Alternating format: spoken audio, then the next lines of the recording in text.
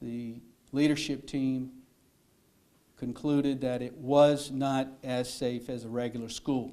That conclusion after yet another sexual abuse scandal at Louisiana School for the Deaf, this time involving a 16-year-old boy and a 6-year-old girl on a school bus. Reports show a student tried to alert a counselor about the incident, but the counselor was not proficient in American Sign Language. I will tell you this, a lot of our faculty are not proficient, are working very hard at gaining greater proficiency. In fact, according to Pastorick, approximately 25% of teachers are not proficient in American Sign Language.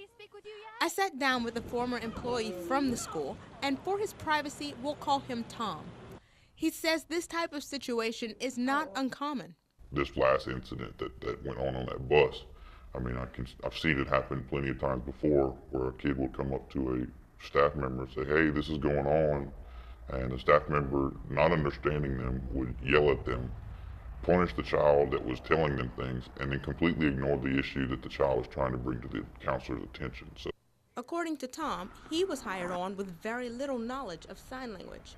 knowing the alphabet was well above anything that anyone else knew. While Pastorick acknowledges the problem, he says it's going to take some time.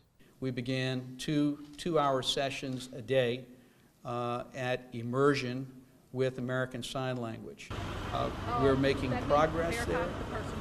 It's going to take some time.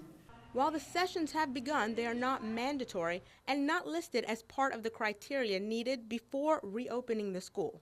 It's getting better. How adequate are those numbers? When you have 1 out of 5 dorm counselors that can adequately communicate with the kids. They plan to resume some classes on Monday, November 3rd.